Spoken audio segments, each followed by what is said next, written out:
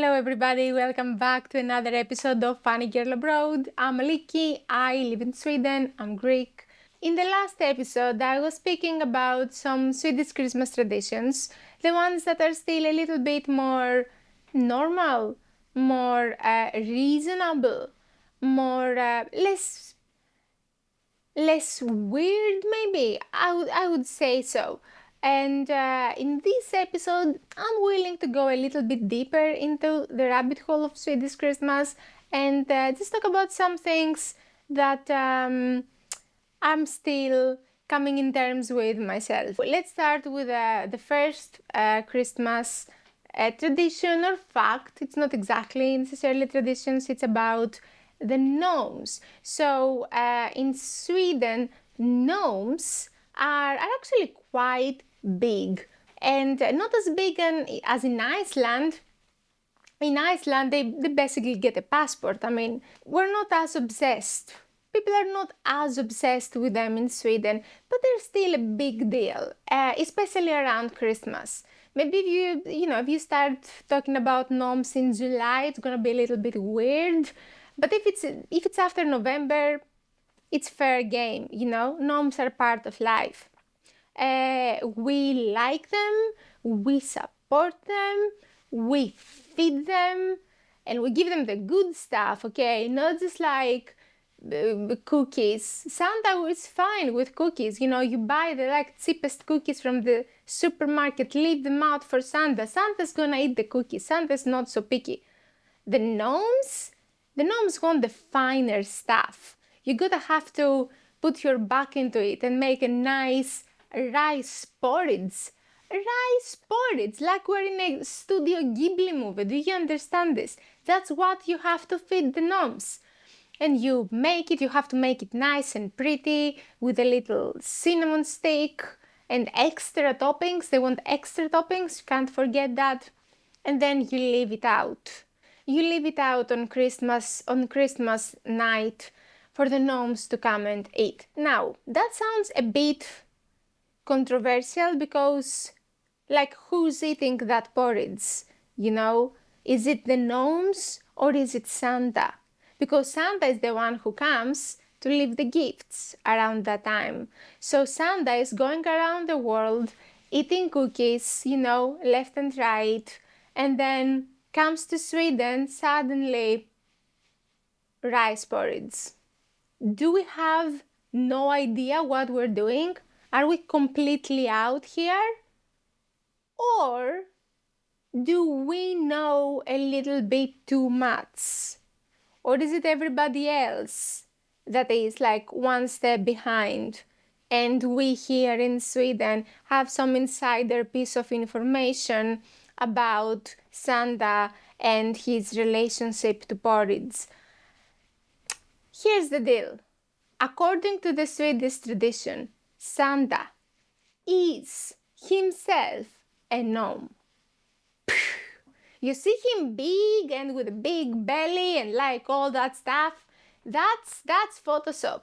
Santa's been catfishing all of us to think that he's this big man with a big jolly belly. He's about that big, according to witnesses. This is what we believe here. This is what we believe in Sweden, and this is why we don't leave him cookies and stuff. We leave him the rice porridge. And some people say it's for Santa, some people say it's for the gnomes. The dirty truth behind is that nobody wants to say out loud, but that is what really informs this decision. Everybody believes that Santa is a gnome. Okay, you don't want to believe it, the proof is out there, and the people who want to see, they see. Of course, rice porridge is amazing. It's so delicious and it's such a lovely thing to eat. I am very happy to eat rice porridge every Christmas. I almost am upset to have to share it with the gnomes, with Santa. I'm like, are we sure about this? I don't know. Everybody else is doing cookies. We can also do cookies. I could eat another cup, but everyone's like, no. We definitely no. But Santa wants the porridge. Have to leave a plate for him. Okay, fine.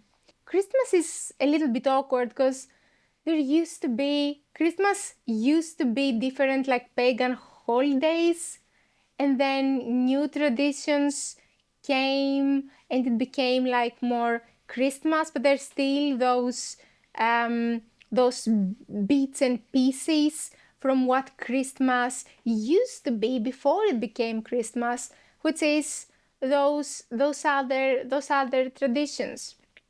In Sweden, Santa,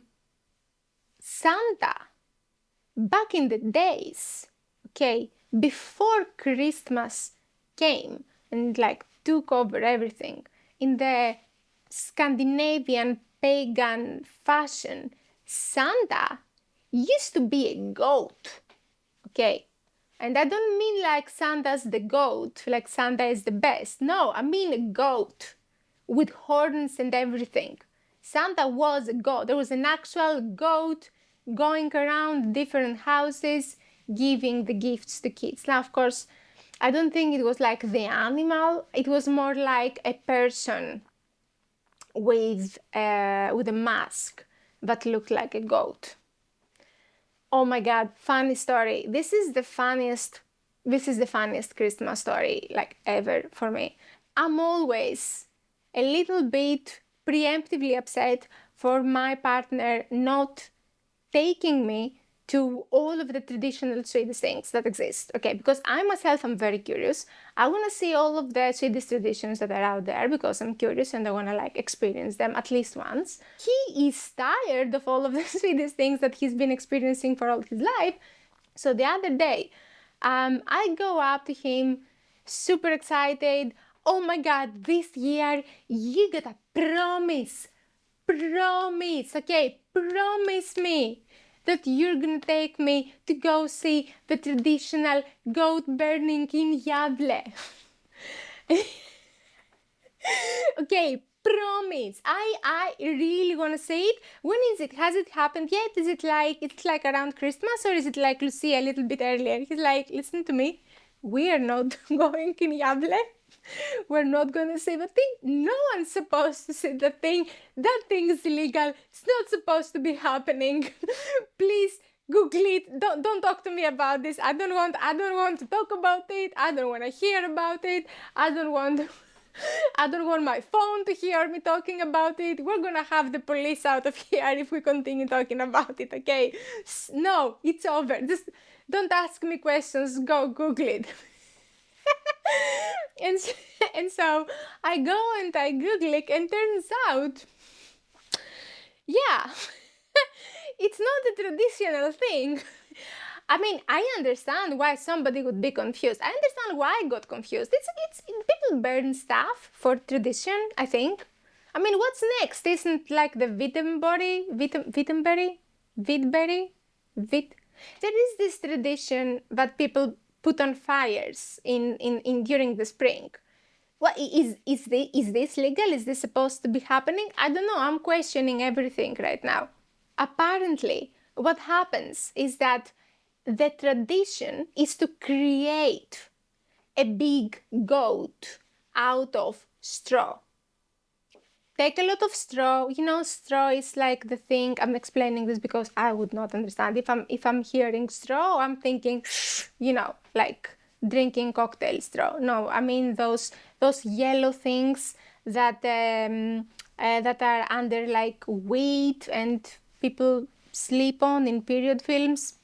I hope you understood now. So you take all of those things, they take all of those things and they build a goat, like a big goat statue made of this material. And that is where the tradition ends. Nothing else supposed to happen afterwards. No fires are supposed to be happening. Nothing. That's it. We put it up and we look at it. And that's where everything should stop. Except it doesn't, somebody goes and burns the goat.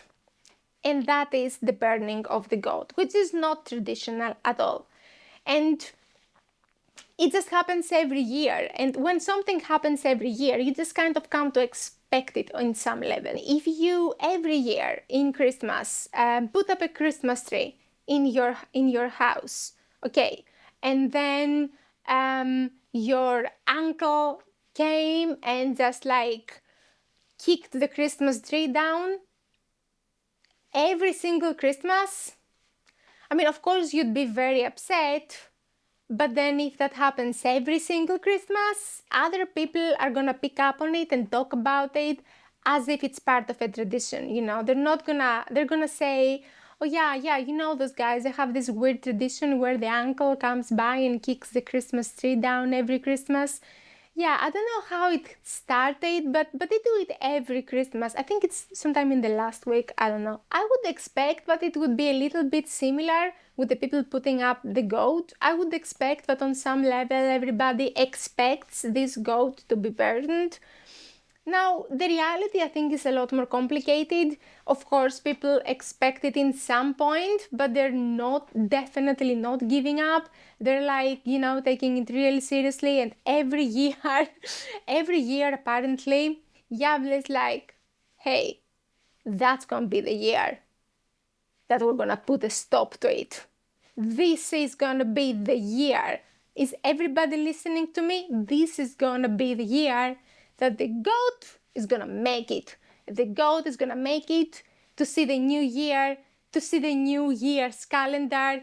Nobody touches that goat. That's a funny thing to scream, actually. And then somehow every year, this goat still ends up on fire.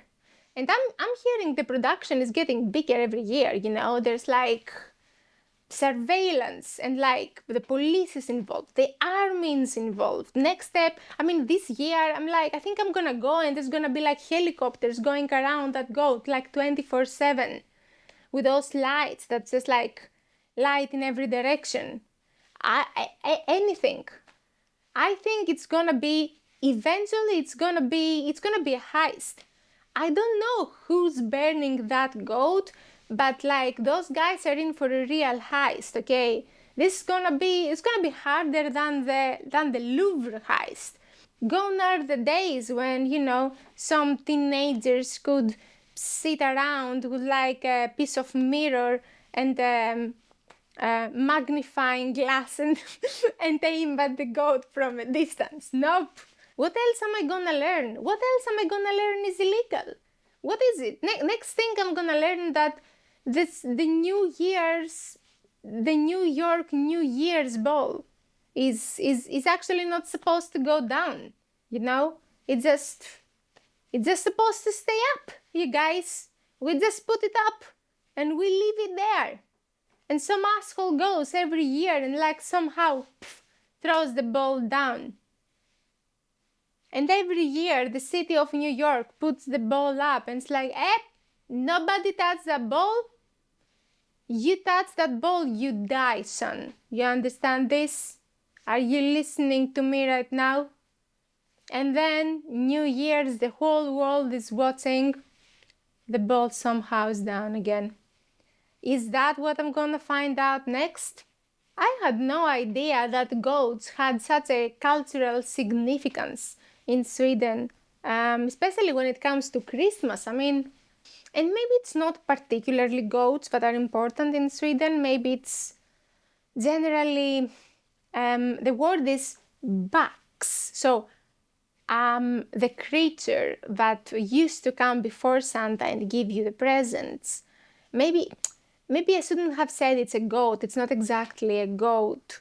It's a buck. The word is buck. And I'm not sure what it means. I think it means creature with horns.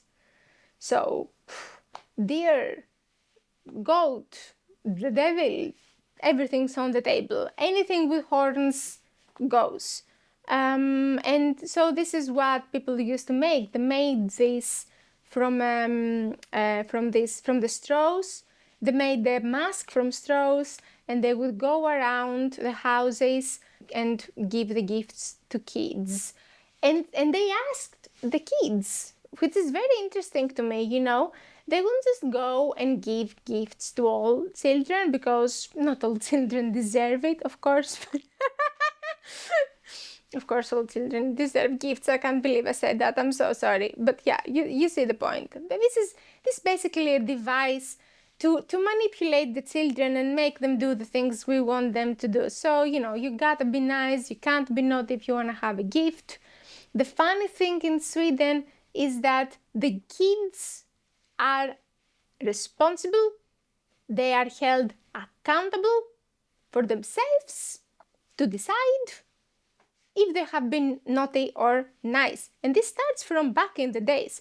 This starts from the goat, because the goat would go out the house, knock the floor or the door or whatever.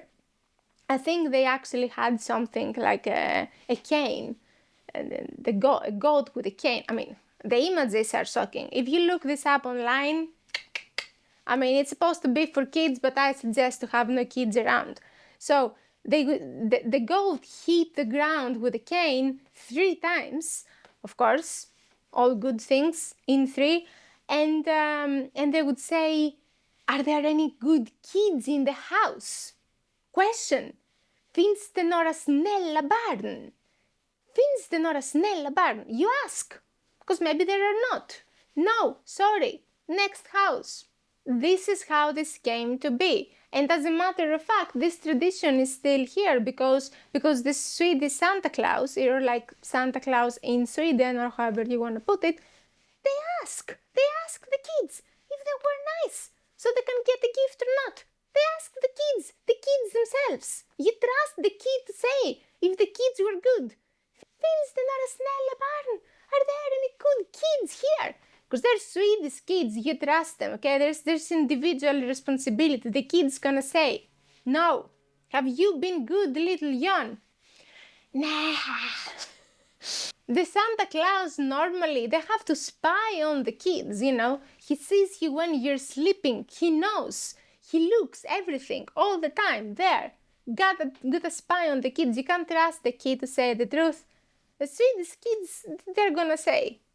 They're gonna tell you, "No gifts for me." Nej tack, you're glad.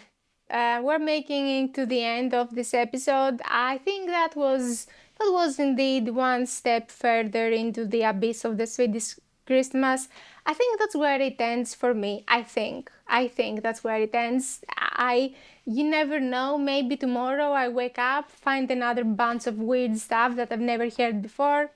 Before you know it, there's another episode. You never know what happens, okay? Let's stick around and see how that goes.